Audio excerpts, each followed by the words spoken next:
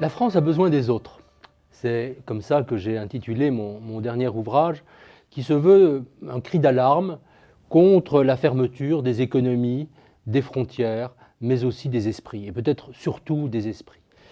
La thèse sous-jacente que j'ai voulu défendre dans ce livre était que les dimensions économiques et intellectuelles de la globalisation, de ce qu'on appelle la globalisation, donc des échanges, donc des interpénétrations des économies, des réseaux d'idées, tout ceci est totalement lié. C'est-à-dire que l'on ne peut pas être d'un côté contre la globalisation économique et défendre l'ouverture des frontières, ou de l'autre côté se dire on est très favorable à la mondialisation économique, mais en ce qui concerne les valeurs, en ce qui concerne les échanges, en ce qui concerne les emplois, nous restons résolument fermés sur nous-mêmes et nationalistes.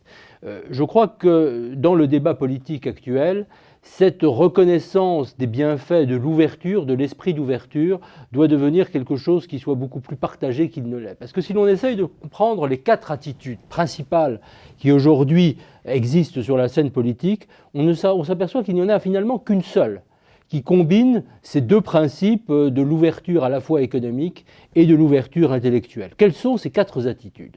Il y a une première attitude, je passerai vite dessus, qui est celle qui consiste à dire nous devons fermer nos frontières sur le plan économique, non à la globalisation, non à la mondialisation, non aux contraintes européennes, retournons au franc, refusons l'euro, et en même temps fermons nos frontières à l'étranger, fermons, je dirais également, nos esprits ou nos idées à toutes les influences étrangères. Bon, cette attitude qui est classiquement de l'extrême droite, je crois que c'est l'attitude effectivement non seulement la plus indigne, mais également la plus stupide sur le plan économique. Et puis on a une autre attitude qui est une attitude d'ouverture sur le principe d'ouverture des économies.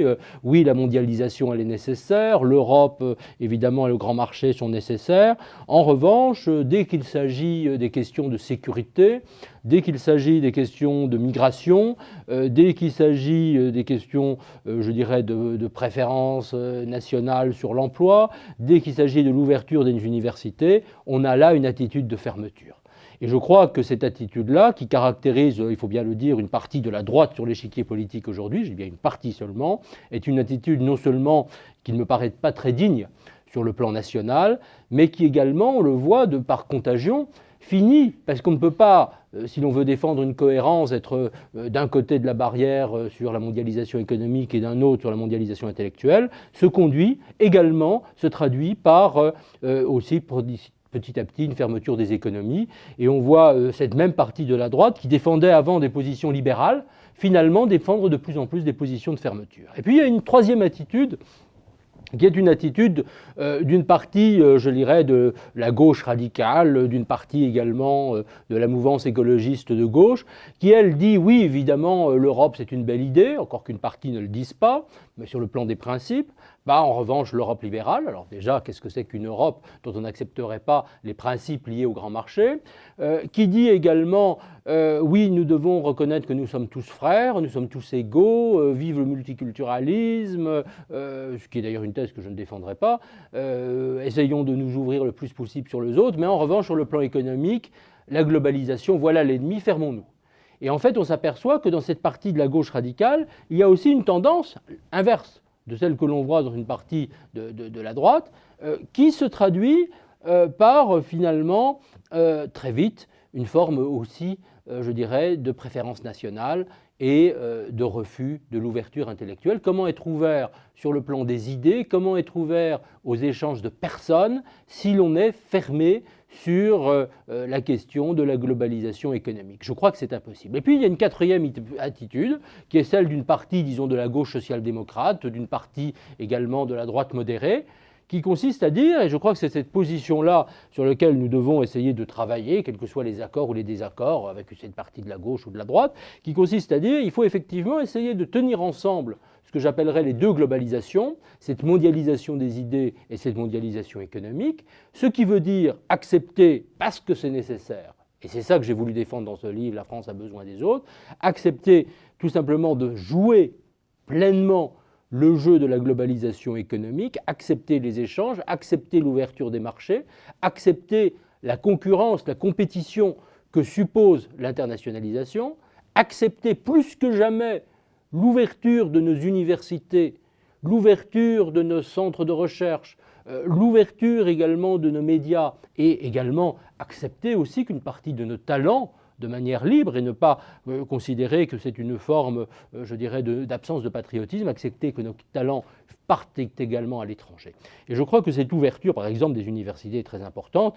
Je lisais l'autre jour dans un grand journal anglo-saxon l'évaluation de ce que rapportaient les étudiants étrangers aux États-Unis, quelque chose comme 18 ou 20 milliards de dollars par an. Quand on voit également l'ouverture d'une école comme la London School of Economics, qui accueille plus de 80% d'un corps professoral, songez aussi à l'internationalisation de notre corps professoral, entre parenthèses, plus de 80% d'un corps professoral, je dirais, étranger, et d'un corps étudiant également étranger, quand on voit l'importance en Angleterre, au Royaume-Uni, de l'ensemble des immigrants indiens, notamment dans le secteur informatique, qui viennent faire leurs études et qui restent après au Royaume-Uni, et c'est grâce à eux qu'on a une industrie du logiciel britannique aussi puissante, je crois qu'il y a une réflexion effectivement qu'il faut avoir sur cette interpénétration. Et je crois que c'est à travers ce nœud-là que l'on peut construire évidemment quelque chose comme un projet d'avenir. Alors, cette mondialisation, encore une fois, doit être acceptée. Ça ne veut pas du tout dire, évidemment, que l'on ne puisse pas, sur un certain nombre de domaines, en mesurer les limites, les risques, et accepter de combattre un certain nombre de phénomènes totalement, je dirais, nocifs dans cette mondialisation sans règles et qui, de ce point de vue-là, d'ailleurs, au sens propre du terme, n'est pas libéral. C'est en particulier, je dirais, ce qu'on peut dénoncer, c'est effectivement une certaine forme de mondialisation financière qui n'apporte pas de plus-value à l'économie, n'est pas également productrice, créatrice de suffisamment d'emplois dans l'industrie, ne sert pas le financement à long terme des investissements. Et là-dessus, je pense qu'il faut imaginer parfois à un certain moment mettre bien évidemment un certain nombre de limites à une globalisation à partir du moment où il n'y a aucune règle qui vient la tempérer. Ça, je crois qu'il faut être parfaitement clair là-dessus. Deuxièmement, je crois que la mondialisation doit aussi s'accompagner d'une capacité de leadership. Dire il faut que la France devienne beaucoup plus mondialisée, ça ne veut pas dire que c'est la France telle qu'elle est aujourd'hui qui doit l'être. Parce que la France, sur bien des aspects aujourd'hui, n'est pas vraisemblablement capable d'accueillir, je dirais, de manière positive cette mondialisation. Pour plusieurs raisons. Elle a une capacité, malgré tout potentielle, en termes d'expertise, en termes de talent, en termes de formation remarquable.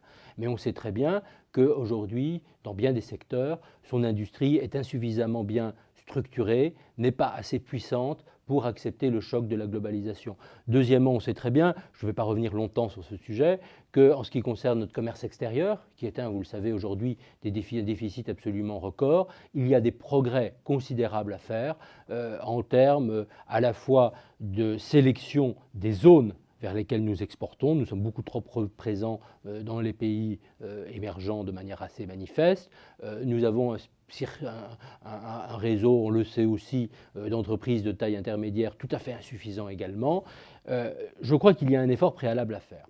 Et puis surtout, je pense qu'il est très important dans ce monde mondialisé d'avoir aussi un certain nombre de certitudes. D'avoir un certain nombre de certitudes d'abord sur les valeurs que nous défendons. Accepter l'ouverture, accepter la mondialisation, ce n'est pas dire nous n'avons plus aucune valeur spécifique, nous acceptons tout, nous sommes indifférents à tout ce qui se passe dans le monde, nous refusons et nous voulons abandonner nos spécificités nationales. Non, je pense que sur un certain nombre de valeurs, je pense bien sûr tout à fait notamment à la laïcité, nous devons évidemment être complètement exemplaires. Deuxièmement, nous devons garder intacte, je crois, une capacité de leadership. Et moi, ce qui me frappe, je consacre de longs développements dans ce livre à des scénarios sur l'évolution de l'Europe, sur lesquels évidemment je ne peux pas revenir maintenant. Je crois que nous devons aujourd'hui être capables d'assumer un leadership en Europe. Assumer un leadership en Europe, c'est-à-dire avoir un projet pour l'Europe, un projet construit, qui aille bien au-delà, une vision de moyen terme, qui aille bien au-delà de la saga quotidienne de la crise de l'euro et des plans de sauvetage de la Grèce ou d'autres pays. Nous devons avoir une vision des frontières de l'Europe. Nous devons savoir jusqu'où nous allons poursuivre les élargissements. Nous devons avoir un projet sur les autres politiques européennes. Moi, j'ai absolument une conviction, c'est le fait qu'affaiblir l'Europe aujourd'hui, et je vois trop d'hommes politiques qui sont tentés de le faire, affaiblir l'Europe, c'est affaiblir la France. L'affaiblissement de l'Europe ne produira jamais la force de la France. Et je crois que ça aussi, se donner les moyens d'avoir une stratégie internationale, ce qui suppose aussi d'être meilleur sur l'intendance. Aujourd'hui, nous n'avons pas de pensée internationale au niveau des élites dirigeantes et en particulier du chef de l'État et du gouvernement. Nous n'avons pas de cercle large qui nous permette de penser l'international et de penser l'Europe. Je crois que tout ceci aussi doit contribuer à faire accepter la mondialisation. Et dans notre société, je crois que nous devons absolument reconnaître qu'il faut quelque chose comme une préférence internationale. Une préférence internationale en termes d'idées, en termes d'échanges, en termes de carrière, en termes d'esprit.